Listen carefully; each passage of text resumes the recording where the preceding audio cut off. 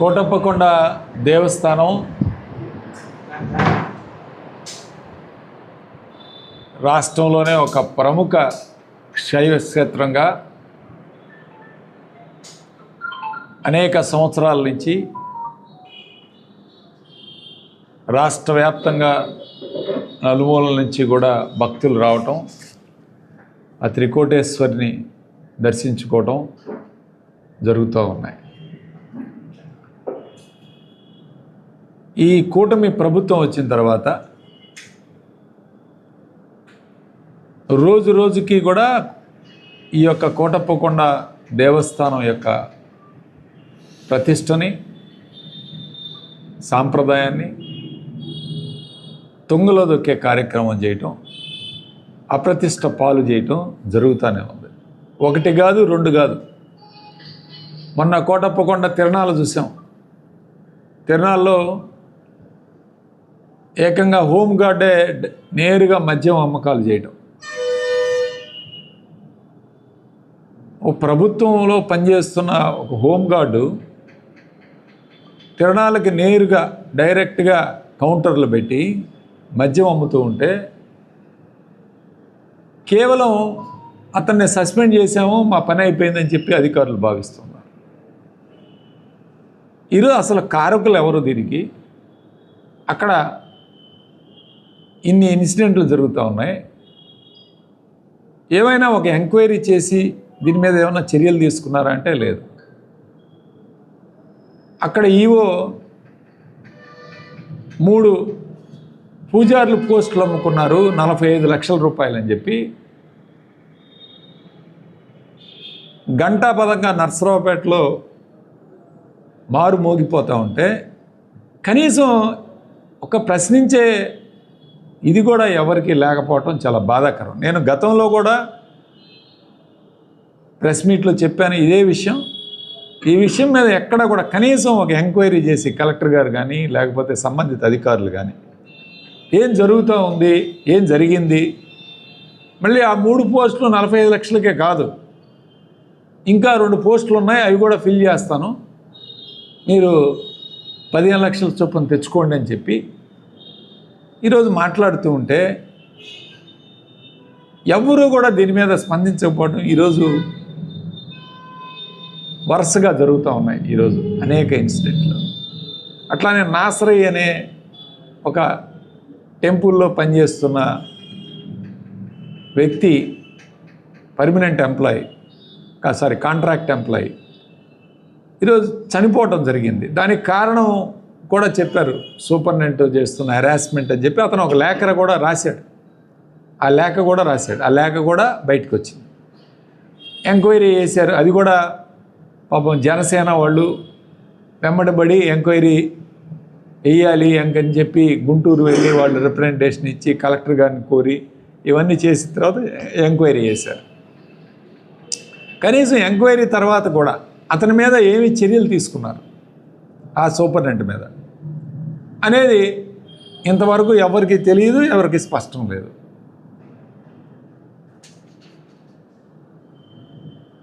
ఈరోజు నిన్న నైవేద్యం గురించి, మరి దేవుడికి పెట్టే నైవేద్యం అక్కడ పూజారులు చేయాలి, నైవేద్యాన్ని చేసి దేవుడికి పెట్టాలి. దేవుడికి పెట్టిన తర్వాత వాళ్ళే ఆ నైవేద్యాన్ని స్వీకరించే కార్యక్రమం ఉంటుంది. అంటే తినలేని పరిస్థితి. ముక్కిపోయిన బియ్యంతో గత 50 రోజుల నుంచి కూడా ఇదే తరహాలో నైవేద్యం పెడుతున్నారని చెప్పి వాళ్ళు చెప్తూ ఉంటే ఈరోజు మరి రోజుకొక కార్యక్రమం ఈ విధంగా దిగజారిపోయే పరిస్థితులు ఈరోజు చూస్తున్నాం. ఒకవైపు తిరుపతి ప్రసాదం గురించి రాష్ట్ర వ్యాప్తంగా కూడా హడావుడి జరుగుతూ ఉంటే కనీసం చర్యలు తీసుకోవాల్సిన బాధ్యత ఉందా లేదా ఈ ప్రభుత్వానికి? రాష్ట్ర వ్యాప్తంగా ప్రసాదం తిరుపతి లడ్డు వ్యవహారం మీద జరుగుతుంటే కోటప్పకొండలో మరీ అధ్వానంగా యొక్క నైవేద్యం కూడా పూజారులు తయారు చేయాల్సింది. అక్కడ స్వీపర్లు, అక్కడ వార్డ్ బాయ్స్, ఎవరో చిన్న వాళ్ళు తయారు చేస్తున్నారట ఈ యొక్క నైవేద్యాన్ని వాళ్ళు తయారు చేసి వాళ్ళు దేవుడికి పెట్టే కార్యక్రమం చేయాలి. వాళ్ళు పూజారులకు ఇస్తే పూజారులు దేవుడికి పెట్టే కార్యక్రమం చేస్తారు.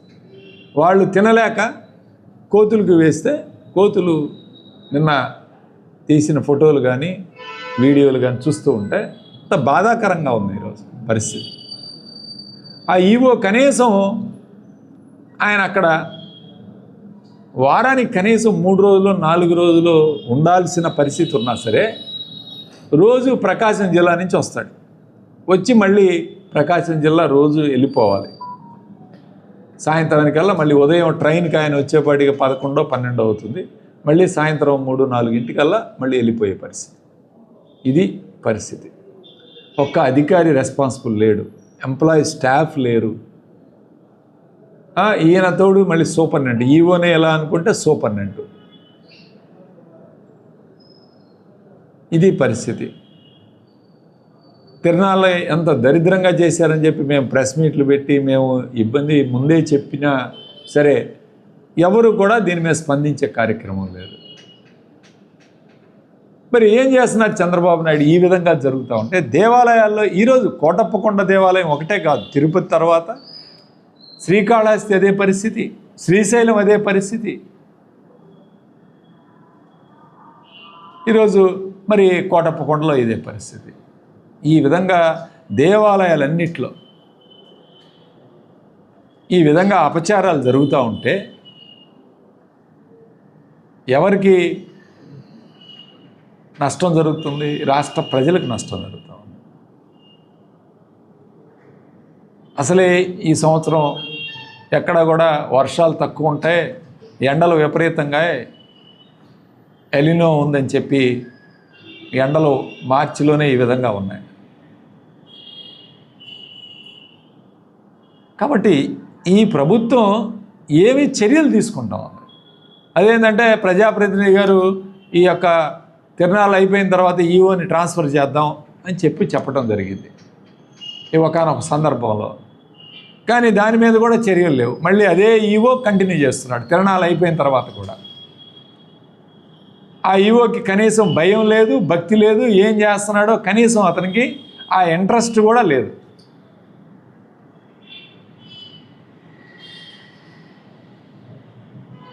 ఇది పరిస్థితి. అక్కడ ఉద్యోగస్తులు ఒక్కరు కూడా ఉండరు.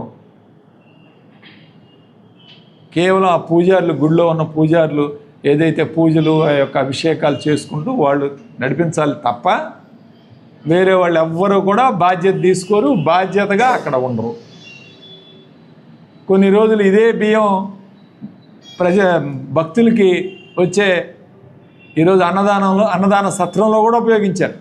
వాళ్ళు కూడా కంప్లైంట్ ఇచ్చారు కొంతమంది భక్తులు. అయినా సరే ఈయనకేం చలనం లేదు.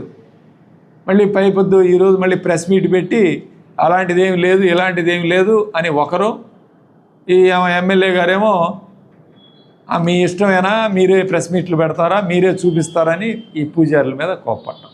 అని పూజారులు దేవుడికి జరుగుతున్న నష్టాన్ని, దేవుడికి జరుగుతున్న ఈరోజు ఏదైతే అపచారం జరుగుతూ ఉందో అపచారాన్ని బయటపెట్టినందుకు మళ్ళీ వాళ్ళని దబాయించి వాళ్ళ మీద చర్యలు తీసుకుంటామని ఈరోజు బెదిరింపు చేసే కార్యక్రమం. ఇది కరెక్ట్ పద్ధతి కాదు. ఇది మీరు ఏదైనా ఇంట్రెస్ట్ తీసుకొని ఆ దేవాలయాన్ని అభివృద్ధి చేసే కార్యక్రమం చేయాలి. కానీ అవేమీ లేకుండా ఈ విధంగా ఆ ఈవో వస్తాడో లేడో తెలియదు, ఎప్పుడు ఉంటాడో లేదు తెలియదు. ఆ యొక్క ఈవో పూర్తిగా ఈరోజు దేవాలయానికి నష్టం జరుగుతూ ఉంటే మీరు చూస్తూ ఈరోజు ఇంతమంది ఊరుకునే కార్యక్రమం చేస్తున్నారంటే ఖచ్చితంగా దాని ప్రభావం ఈ ప్రాంతం మీద ఉంటుంది.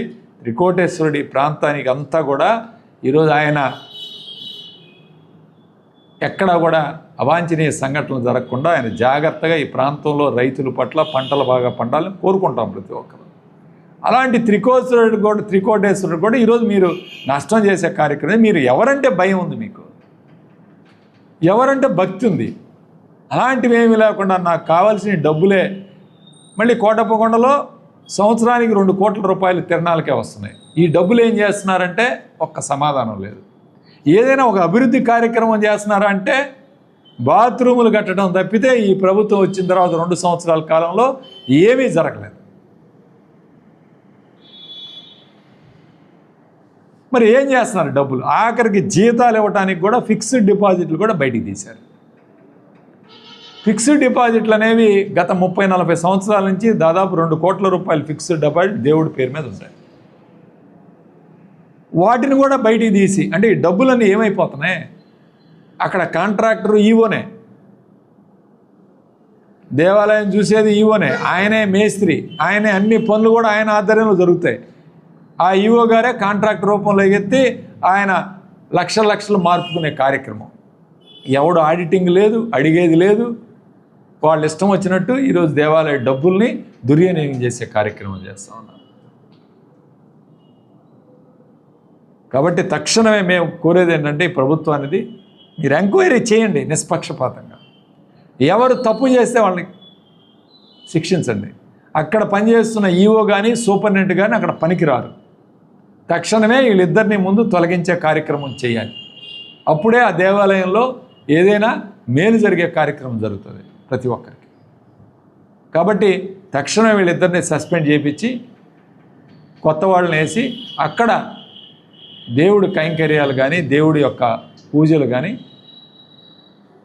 బాగా జరగాలి, ఎక్కడ కూడా అపచారాలు జరగకుండా చూసుకోవాలని చెప్పి వైఎస్ఆర్ కాంగ్రెస్ పార్టీ తరఫున మేము ఈరోజు డిమాండ్ చేస్తాం.